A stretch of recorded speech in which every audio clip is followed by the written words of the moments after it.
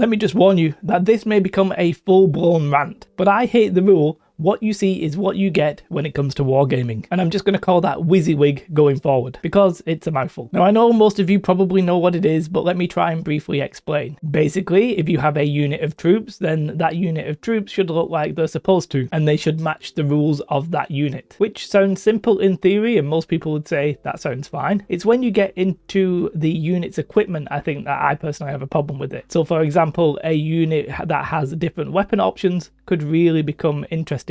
And there's other items that some people think should be reflected on the model. Like for example, if you model a unit that looks like they've got pistols, but in game you want to use them as crossbows, well, that would be confusing for some people. So they say whatever you model it as, you have to use the weapon or whatever it looks like. Otherwise, people will get confused. And we'll address the idea of confusion later on. But that's the whole gist, right? Your in-game stuff that's on the table should match the rules that you're playing with, at least to some degree. If your army, for example, can't actually have pistols, but you've modeled them with pistols, then that's probably okay, because people will understand that you're using that as like a count as kind of thing. But before we talk about it more, let's explain why I'm making this video. I'm currently 3D printing a lizardmen army, basically, using the one-page sovereigns or whatever they're called. And when I get to the normal warriors, your standard warriors, there's a question for myself. Do I print them with clubs or do I print them with spears? And stupidly, it could be a relatively important decision. However, let's face it, I'm 3D printing an army. I'm not going to be taking this to any Games Workshop tournament, any official GW event. But maybe I could go to an event where they're going to accept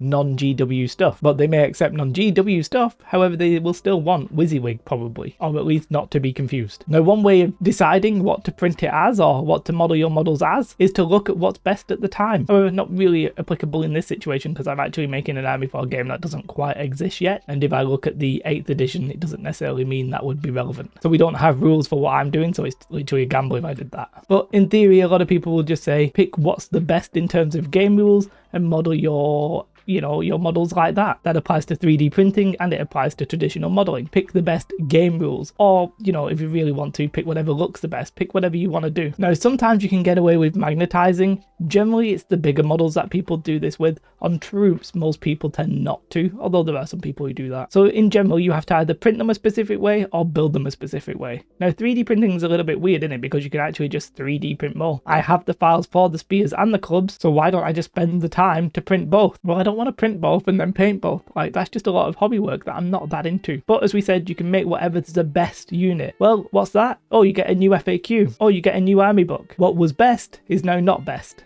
So if you did that, you're now buggered. Presumably you can't easily swap weapons because you've not magnetized. So what do? You have to go and buy another box or print another set. You got to build them, you got to model them. Yeah, if you like doing that, fine. But if you don't, then that's a problem. And let's face it, for Games Workshop, it makes perfect sense for them to push Wysiwyg, because to them, it simply sounds like you're going to buy more. So they win and your pocket loses. Now, I do think that in some cases there should be a visual difference. I'm not against Wysiwyg in like theory. I understand why people want it. For example, in Star Wars, there's a special weapon guy, and he or she will normally have like a special model for them. You differentiate them from the rest of the unit because he costs extra and you can snipe him and stuff like that. So you need to know who they are. And for example, in Warhammer Fantasy, maybe you need to know where the champion is exactly, so they must look different as well in case they're going to get splattered by a cannon or what have you. Having some visual differences at some points makes perfect sense and actually is probably a requirement to the game. Where it's a requirement to the game, I think obviously you need to have that visual difference. And obviously if you're in a game and maybe you've got a unit of warriors with clubs and you've got a unit of warriors with spears, then of course you need some way to differentiate between the two. So if they were all modeled as clubs,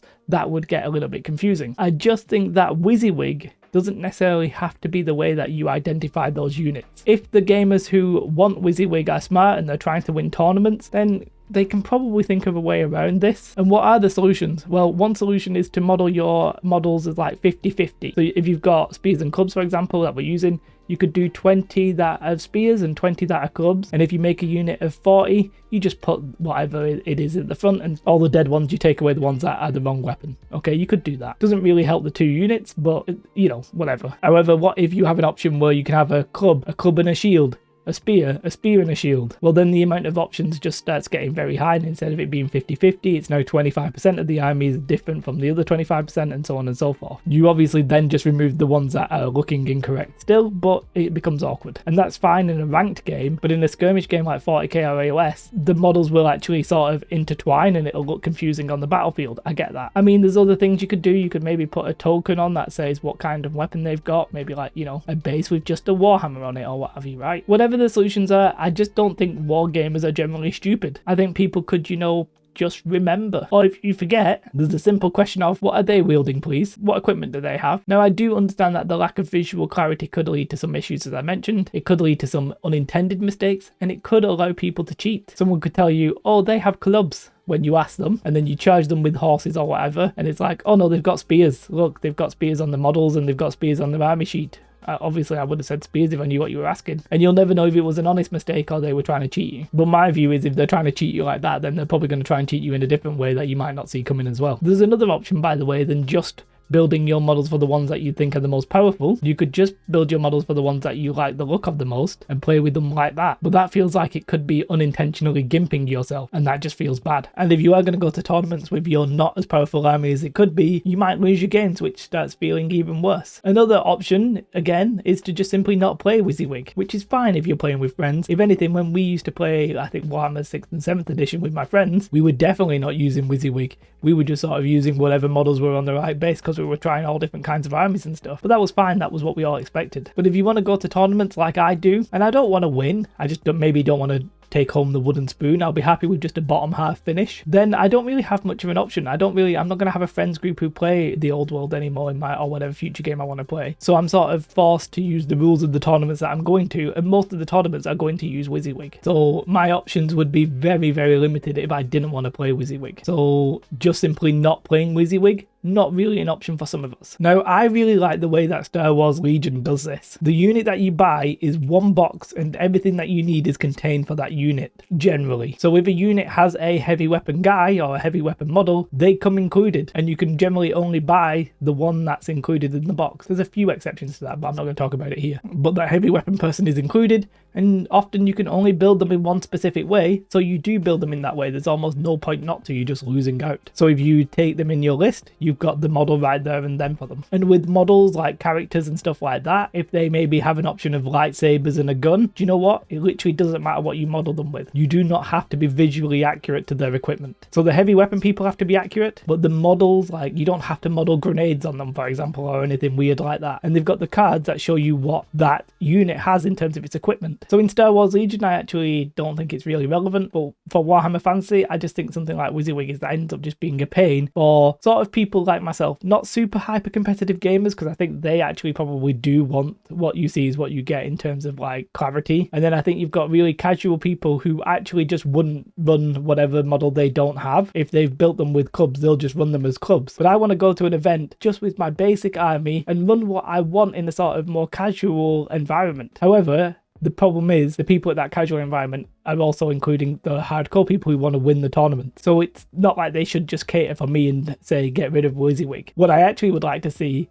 is Wysiwyg to be toned down from Games Workshop. Maybe you can make it so that the weapon choices aren't that relevant. Maybe you don't even give them weapon choices. I don't know. But yeah, Wysiwyg to me just feels like a pain. It seems that Games Workshop support it because it makes them money, and it feels like the majority of gamers support it because they don't want to be tricked. And then I'm in this sort of middle awkwardness, which is just bad for me, I guess. And I'm hoping maybe some of you, if you don't agree with me, that's fine. I think I'm probably in the minority, right? Now, I'm not saying you should be allowed to be deliberately confusing, by the way. I don't want to see orcs running around as elves unless there's a very good reason for that. That's just sort of more silly than Wysiwyg. But if a unit has like swords and no shields, but you want to take shields, but they're like, well, you can't because you've not modeled them with shields, that much I find a bit of a pain. I think trying to uphold the sanctity of the visual correctness can lead to a little bit of toxicity. Not with everybody, but just with some gamers. And in my opinion, it does more harm than good. But I know the core argument is that, let's say I modeled all my warriors with clubs, but I wanted to run one unit with clubs clubs and one unit with spears, obviously we need to differentiate those and it needs to be consistent. I get that, because that would be confusing for even a casual game. And I also understand that if you allow people to do what I'm suggesting there,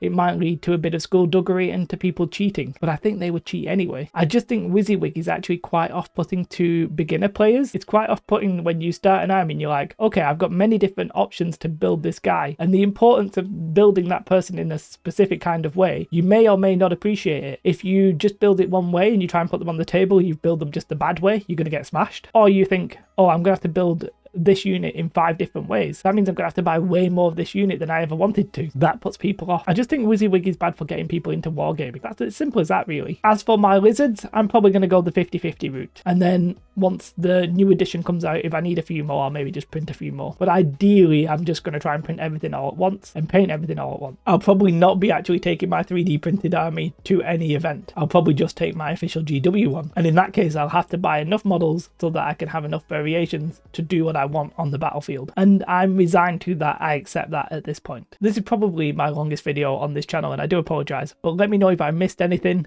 I could probably go on for like 3 hours with this issue, but thankfully I won't. Have a most beautiful day. Like and subscribe. Goodbye.